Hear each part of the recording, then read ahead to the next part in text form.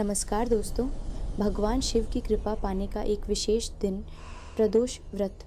कहा जाता है कि इस व्रत की कथा सुनने मात्र से ही सभी पाप नष्ट हो जाते हैं और जीवन में सुख शांति का आगमन होता है। आज हम आपके लिए लेकर आए हैं प्रदोष व्रत की पावन कथा। एक गांव में एक निर्धन विधवा ब्राह्मणी रहती थी। उसके साथ उसका एक पुत्र भी था। भरण पोषण के लिए दोनों प्रतिदिन भीख मांगते और जो भी मिलता उससे अपनी भूख शांत करते थे। ब्राह्मणी कई वर्षों से प्रदोष व्रत का पालन करती आ रही थी। एक बार ब्राह्मणी का पुत्र त्रयोदशी तिथि पर गंगा स्नान के लिए निकला। स्नान करके जब वह अपने घर लौट रहा था तो रास्ते में उसका सामना लुटेरों से हो गया। लुटेरों ने उसका सारा सामान छीन लिया और वहाँ से फरार हो गए। कुछ समय बाद वहाँ राज्य के कुछ सैनिक आ पहुँचे। उन्होंने ब्राह्मण के पुत्र को लुटेरों में से एक समझकर राजा के सामने प्रस्तुत कर दिया। राजा ने बिना कोई दलील सुने उस युवक को कारागार में डालने का आदेश दे दिया। रात्रि में राजा के स्वप्न में स्वयं भगवान शिव प्रकट हुए। उन्होंने राजा को आदेश दिया कि ब्राह्मण युवक निर्दोष है, उसे तुरंत मुक्त करो।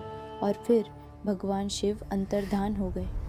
नींद से जागते ही राजा सीधे कारागार पहुँचे और युवक को मुक्त करने का आदेश दिया।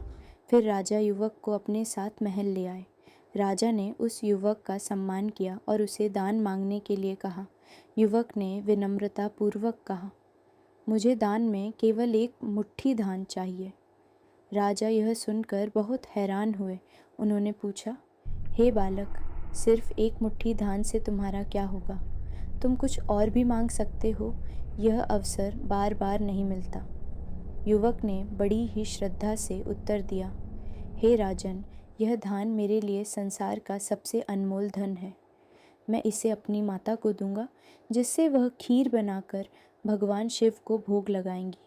फिर हम इसे ग्रहण करके अपनी भूख शांत करेंगे। राजा युवक की यह बात सुनकर बहुत प्रसन्न हुए।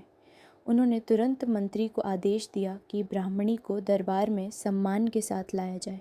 मंत्री ब्राह्मणी को लेकर दरबार पहुँचे। राजा ने सारी बातें बताईं और युवक की बुद्धिमत्ता और भक्ति की प्रशंसा करते हुए उसे अपना सलाहकार नियुक्त कर लिया। इस प्रकार उस निर्धन ब्राह्मणी और उसके पुत्र का जीवन पूरी तरह बदल गया। तो दोस्तों, यह थी प्रदोष व्रत कथा। ऐसी और दिव्य कहानियाँ सुनने के लिए हमारे चैनल को सब्सक्राइब करें और इस वीडियो को लाइक एवं शेयर करना न भूलें। धन्यवाद।